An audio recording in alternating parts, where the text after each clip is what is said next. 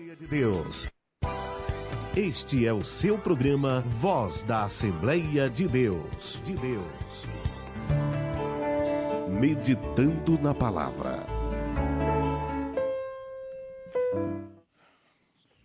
Louvado seja o nome de Jesus. Graças a Deus, temos chegado a um momento de maior importância do nosso trabalho, do nosso culto. E já agradecendo a Deus por essa oportunidade que estamos aqui para bendizer o nome de Jesus Cristo. Nós queremos ler capítulo 13 de São Lucas, versículo 22 e 23. Palavra do Senhor que diz da seguinte maneira: E percorria as cidades e as aldeias, ensinando e caminhando para Jerusalém. E disse-lhe um: Senhor, são poucos os que se salvam? E ele lhes respondeu. Versículo 24. Porfiai por entrar pela porta estreita, porque eu vos digo que muitos procurarão entrar e não poderão. Ponto final. Louvado seja o nome de Jesus. Prezados ouvintes, que aqui está ou estão sempre sintonizados conosco, nós, muitas vezes, na nossa vida diária, temos as nossas dificuldades, como seres humanos, as nossas fraquezas, como pecadores, nossos pecados, como falhos que somos, limitados às nossas limitações. Mas, longe de cada um de nós, a intenção de apresentar-se perante vocês, perante o público, perante o povo, longe de mim, de nós, de mim, falar por mim, usar uma oportunidade como essa para querer aparecer. Isso seria tolice, seria atos de tolo, pois o homem não é nada mais do que pó e poeira que o vento espalha. Mas digo isso por causa do real propósito que há em mim e nos que aqui passam apresentando esta palavra a você. Muito bem. Falando da causa da salvação, que é o maior motivo de estarmos aqui para lhe anunciar essa palavra. Graças a Deus, temos um bom número de ouvintes no alcance dos transmissores da Rádio Filadélfia. E isso é maravilhoso. Porém, a verdade ela é pura, ela é transparente e ela tem que ser apresentada da forma que ela é. E a palavra que nós lemos fala de uma interrogação, de uma pergunta que alguém fez a Jesus. E esse alguém incomodou-se com a questão teológica que é muito séria. A questão de números, numérica, quanto à salvação. Senhor, Jesus vinha ensinando, ele ia para Jerusalém, e Jesus começou das cidades baixas, pobres, humildes, cidades desertas, cidades desprezadas, vilas e vilarejos sem valores comerciais, econômicos e até políticos, né?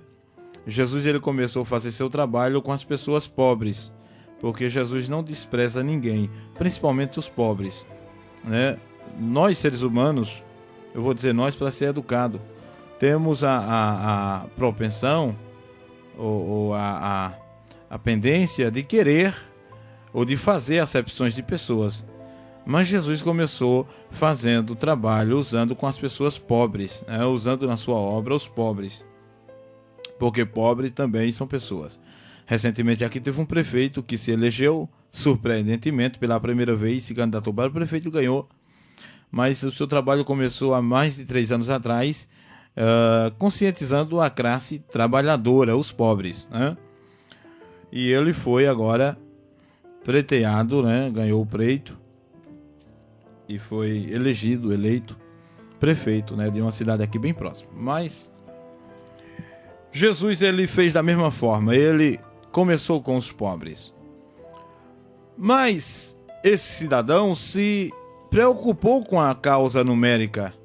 Senhor, são poucos os que se salvam?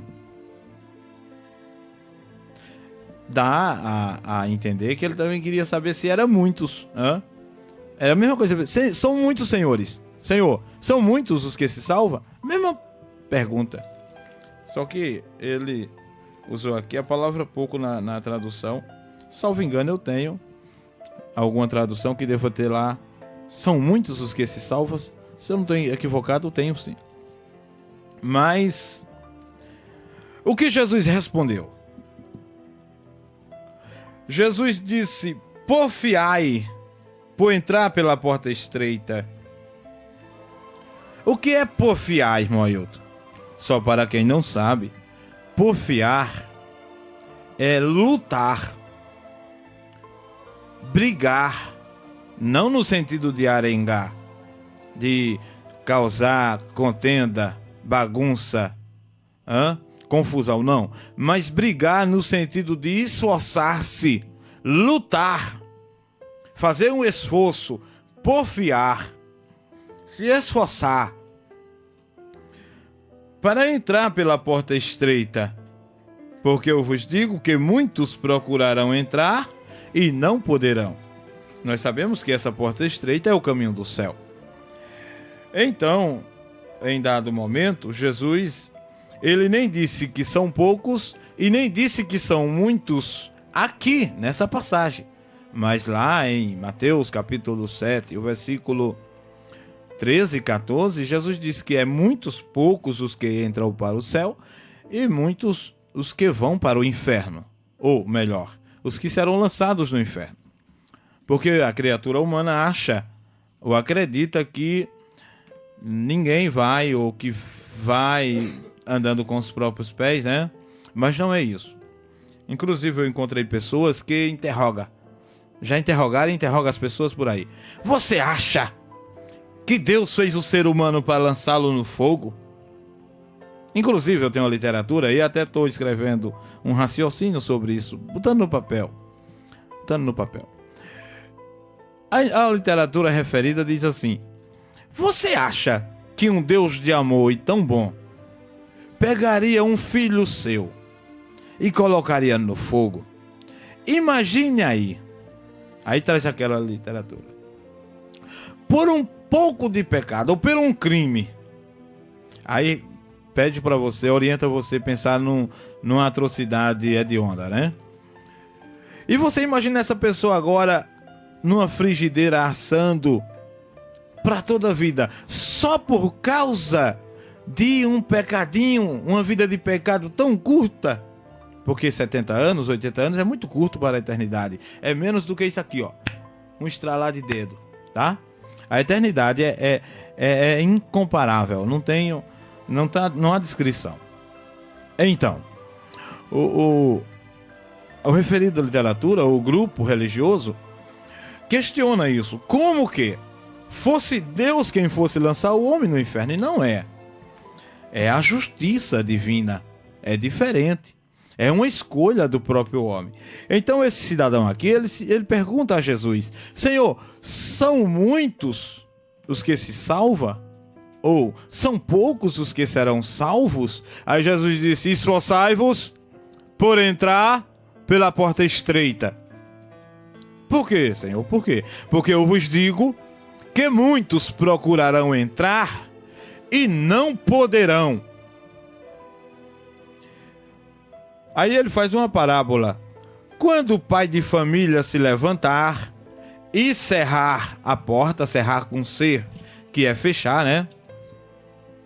Quem estiver lendo aí, acompanhando comigo, se estiver com C, cerrar aí é fechar. E cerrar com S é separar, abrir, rachar, cerrar. Cerrar ao meio, né? Muito bem. Quando o pai de família se levantar e cerrar a porta, que porta? A porta da salvação, a porta do céu. E dizendo, cerrar a porta e começar a estar de fora e a bater a porta, dizendo, Senhor, Senhor, abre-nos. E respondendo ele vos disser, não sei de onde vós sois. Então começareis a dizer, temos comido e bebido na tua presença, e tu tens ensinado nas nossas ruas. Não é essa a axologia do povo aí? Participa da ceia do Senhor e depois mergulha no pecado. Muitos enchendo igrejas, superlotando igrejas, templos, aonde não há consistência doutrinária, aonde a palavra de Deus é negada ou omitida. As pessoas casam, se separam, se casam de novo e não existe nada de contestação. As pessoas andam como querem, falam o que querem, andam do jeito que querem. Vive a forma que querem, uma vida libertina, sem compromisso real com a oração, sem compromisso real com a doutrina, sem compromisso real com a palavra de Deus, sem compromisso real com o reino dos céus. E depois querem saber se serão salvas. Quando são interrogadas, eu não sei. Eu estou trabalhando para isso, né? Ninguém pode dizer que está salvo. Mas Jesus está dizendo aqui, porfiai. Esforçai-vos por entrar pela porta estreita, porque eu vos digo que muitos procurarão, desejarão entrar, mas não poderão, porque a porta estará fechada. Então começareis a estar de fora e a bater a porta, dizendo, Senhor, Senhor, abre-nos a porta. Nós temos comido em tua presença, nós temos bebido. Se comer aqui é o pão do vinho da ceia, e bebido o vinho também.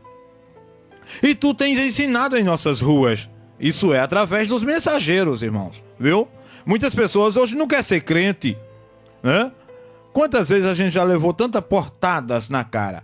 A gente chega no começo de uma rua, no domingo à tarde, ela tá cheia de pessoas sentadas nas calçadas. E a gente entra na primeira casa, quando sai, as ruas tá deserta. Ninguém fica nas ruas para ouvir a palavra de Deus, porque fecham as portas. Isso é um direito de cada um. Mas saiba que esta voz é a voz da palavra, é a voz do ensino de Jesus Cristo, e muitos procurarão ouvir, mas será tarde demais. Aí ele diz aqui, olha, então começareis a dizer, temos comido, bebido na tua presença, e tu tens ensinado nas nossas ruas. E ele vos responderá, digo-vos que não sei de onde vós sois. Apartai-vos de mim, vós todos os que praticais a iniquidade. Olha, uma coisa que eu sempre tenho muito cuidado com o hino evangélico, viu, irmãos? Não é porque alguém diz, eu canto evangélico, eu já bato palma e já compro o CD. Não, peraí. Você canta evangélico? Mas peraí, viu? Eu procuro quem adore. Não é quem canta, não é quem adore. Veja que aqui muitas pessoas ensinam que Jesus não vai desprezar você. Realmente, Jesus não despreza e nem lança fora aqueles que vêm até ele. Viu, irmãos? Jesus não despreza e nem joga fora aqueles que vêm até ele. Mas uma coisa que Jesus não tolera, não admite, não perdoa, se não houver arrependimento sincero, é uma pessoa que barganhe com a salvação, uma pessoa dividida, que viva uma duplicidade de vida. Jesus não admite a hipocrisia. Ou você serve a Deus ou não serve. Tiago capítulo 4 e versículo 4, Tiago aqui é o irmão de Jesus Cristo, viu? Esse Tiago aqui não é o Tiago apóstolo, é o que escreveu a carta logo após aos Hebreus, né? O irmão de Jesus Cristo, filho de José, filho de Maria, a mãe do Salvador, certo? Então ele escreve dizendo assim: adúlteros e adúlteras, não sabeis vós que a amizade do mundo é inimizade contra Deus? Portanto, qualquer que quiser ser amigo do mundo, constitua-se ou considere-se inimigo de Deus. As pessoas dizem que tem Deus, mas fuma, roubam, mentem, trai as esposas, trai os maridos, anda seminus, anda do jeito que querem, apoia o casamento homossexual, bate palma para homossexuais e depois diz: eu tenho Deus. Não tem, é adúltero. E não tem salvação. Mas, irmão, você pode ir para a cadeia para qualquer momento. Bem, até onde eu conheço a Constituição, eu estou no meu direito constitucional. Que eu não estou me referindo a A nem a B. Eu estou falando a palavra para a sociedade no nível geral. Eu tenho o direito de expressar minha confissão de fé e crença. E essa é a Bíblia. Do Gênesis ao Apocalipse, de capa a capa. Na Bíblia evangélica eu tenho 66 livros para expressar minha opinião de fé. Na Bíblia católica eu tenho 72. E aí eu estou dentro do meu direito constitucional e estou falando a você a verdade de Deus, que o homem que quiser agradar a Deus, quiser ser salvo, tem que deixar o pecado. Uma pessoa não pode dizer que serve a Deus e continuar praticando a feitiçaria, a prostituição. O que é prostituição? Uma pessoa não se casou e vai morar junto. Eu não sou casado não, eu só sou amancebado, amigado. É prostituto diante da lei, diante da Bíblia Sagrada, diante de Deus. É prostituto. Não entra no céu. Nem pode batizar-se. Mas, irmão, essa palavra é muito dura. Não tem problema, ela é a verdade. As pessoas que não se casam e vai morar junto, se morrer, vão para o inferno, se não aceitar a Jesus. Eu nunca vi uma hora passar tão ligeiro desse jeito. Já recebendo aqui o sinal de ir terminando, porque só falta 2 minutinhos só. Mas a verdade é essa, irmãos. As pessoas desprezam o casamento legítimo e autêntico estabelecido por Deus para abraçar um nojo e dizer que é casamento. Nós juntamos os panos e qualquer coisa assim não der certo, nós se separa e acabou. Tu vai ver tua vida, eu vou ver a minha. Mas se morrer vai para o inferno, rapaz. O casamento é o caminho para a salvação, é o primeiro passo. E a segunda maior decisão da vida de uma pessoa: a sociedade despreza o casamento, pisa nos valores morais e vão viver como querem. E depois acaba aí nas calçadas da vida, tentando suicídio, decepcionado, atacando e matando os pais, matando os avós, porque não tem a disciplina da palavra de Deus. Mas aqui está a voz da Assembleia de Deus mostrando a você que você deve aceitar Jesus para ser salvo.